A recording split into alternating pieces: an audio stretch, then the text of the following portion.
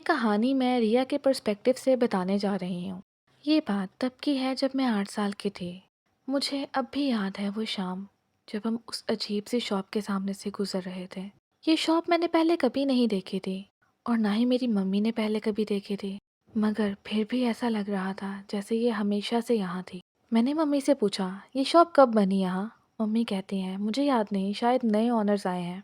Shop का name भी बहुत अजीब था और जो बोर्ड वहाँ लगा हुआ था उस पे भी बहुत अजीब बात लिखी थी। उस पर लिखा था, ये सिर्फ पुरानी चीज़ें नहीं, पुरानी कहानियाँ भी हैं। तभी मैं मम्मी से कहती हूँ, चले ना अंदर, मुझे देखना है अंदर क्या है। हम दोनों शॉप के अंदर जाते हैं और शॉप के अंदर जाते ही सब शुरू हो जाता है।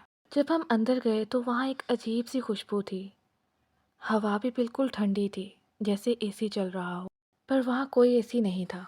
तभी मैंने मम्मी से कहा, मम्मी देखो यहाँ कितनी पुरानी चीज़ें हैं, जैसे किसी हॉरर मूवी में होती हैं। मम्मी कहती हैं, हाँ थोड़ी अजीब जगह है ये। तभी मेरी नज़र एक डॉल पर पड़ती है और मुझे ऐसा फील होता है जैसे वो डॉल मुझे अपनी तरफ खींच रही है। मैं मम्मी से कहती हूँ, मुझे ये डॉल चाहिए, लेकिन मम्मी उस डॉल को देखकर थोड़ा अनईजी फील करती हैं और कहती हैं, बेटा ये डॉल थोड़ी हॉरर नहीं लग रही? लेकिन मैं मम्मी से ज़िद करती हूँ कि नहीं, मुझे यही डॉल लेनी है। जब हम डॉल लेकर शॉपकीपर के पास जाते हैं तो वो बहुत ही अजीब अंदाज में कहता है, ये कोई आम डॉल नहीं है बेटा, बहुत ख़ास है। उस वक्त मुझे समझ नहीं आया, पर अब सोचती हूँ तो लगता है उनकी ये बात एक वार्निंग थी। हम घर आ जाते हैं, सब नॉर्मल होता है। मैं आके स्टडी करने लगती हूँ। उसके बाद डॉल के साथ खेलती हूँ। मैं डॉल से बातें कर रही होती हूँ, तुम कितनी प्यारी हो, मैं तुम्हारा नाम ऐना रखूँगी। तभी मम्मी मुझे डिनर के लिए आवाज़ देती हैं और मैं डिनर करने चली जाती हूँ। पर जैसे ही मैं डिनर करके वापस आती हूँ तो शॉक हो जाती हूँ। मैं जहाँ डॉल को रख कर गई थी वो वहाँ नहीं थी, लेकिन फिर मुझे लगता है शायद मेरा वहम होगा और सोने के लिए लेट जाती हूँ। उसी रात मेरी आंख खुलती है और मैं देखती हूँ डॉल जो चेयर पर पड़ी थी वो अब मेरे तकिए के पास रखी थी। मैं बहुत डर जाती हूँ और मम्मा को आवाज़ देती हूँ। मम्मी जैसे ही घबरा के मेरे रूम में आती हैं, मैं तुरंत मम्मी के गले लग जाती हूँ और उन्हें रोते हुए सारी बात बताती हूँ। मम्मी कंफ्यूज होकर डॉल को देखती हैं और मुझे कहती हैं, बेटा तुमने कोई बुरा सपना देखा होगा, कोई भी डॉल चल नहीं सकती। लेकिन मैं अपनी बात पे कायम रहती हूँ। तभी मम्मी कहती हैं, चलो आज तुम मेरे कमरे में सो जाओ, और मैं मम्मी के कमरे में चली जाती हूँ। जाने से पहले मैं डॉल को देखती हूँ, पर डॉल वैसे ही पड़ी होती है, बेजान, जैसे कुछ हुआ ही नहीं। सुबह होते ही मम्मी डॉल को उठाती हैं और स्टोर रूम में रख देती हैं। वो भी थोड़ा कंफ्यूज थी, लेकिन अपने आप को नॉर्मल करने की कोशिश कर रही थी। मम्मी अपने आप से बोलती हैं, ये रिया का वहम होगा, ये सिर्फ एक गुड़िया ही तो है। फिर मम्मी किचन में आ जाती हैं और ब्रेकफास्ट बनाने लगती हैं। मैं भी मम्मी के पास ही बैठी होती हूँ और मम्मी से ब्रेकफास्ट करते हुए कहती हूँ, मम्मी वो सच में हिलती है। तभी लिविंग रूम से किसी की हंसी की आवाज़ आती है। मैं और मम्मी घबरा कर वहाँ जाते हैं। आगे जो हम देखते हैं वो देखकर हमारा दिल कांप जाता है। सोफे पर वही डॉल होती है। मम्मी घबरा के कहती हैं, ये यहाँ कैसे आ सकती है?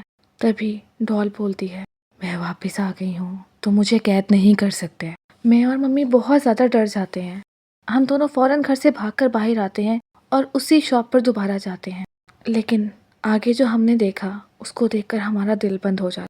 वहाँ कोई शॉप नहीं थी, वहाँ शॉप का कोई नामो निशान नहीं था। तभी मैं परेशान होकर मम्मी से कहती हूँ, मम्मी यहाँ तो कुछ भी नहीं है।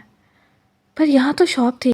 मम्मी घबराते हुए कहती हैं, पर यहीं से तो हमने वो गुड़िया खरीदी थी। अभी हम दोनों ये बातें कर ही रहे होते हैं, हमें एक बूढ़ी औरत की आवाज़ आती है, तुम लोग उस दुकान को ढूंढ रहे हो? तभी मम्मी ने तेज़ी से कहा, हाँ यहाँ एक एंटीक शॉप थी कल तक, अब वो गायब है। तभी बुढ़िया ने हमें जवाब दिया, वो दुकान कभी कभी नज़र आती है, कहते हैं कि जो लोग वहाँ से कुछ खरीदते हैं उनके साथ अजीब से हादसात होते हैं।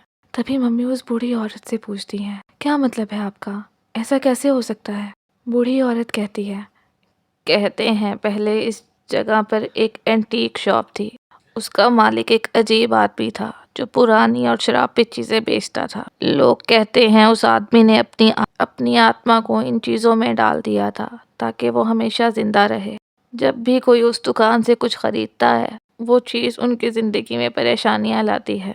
और फिर वो दुकान गायब हो जाती है, जैसे वो कभी थी ही नहीं। वो बूढ़ी औरत मुझे और मम्मी को एक ख़ास मंत्र बताती हैं और कहती हैं कि ये मंत्र पढ़कर गुड़िया को आग लगा दो तो सब कुछ ख़त्म हो जाएगा। मैं और मम्मी ऐसे ही करते हैं। जैसे ही हम मंत्र पढ़कर गुड़िया को आग लगाते हैं, हमें एक ज़ोरदार चीख सुनाई देती है। उसके बाद सब कुछ नॉर्मल हो जाता है। मैं आज भी उस वाक़ये को सोचती हूँ तो मेरी रूह काँप जाती है। पर थैंक गॉड उसके बाद हमारे साथ कभी कुछ नहीं हुआ।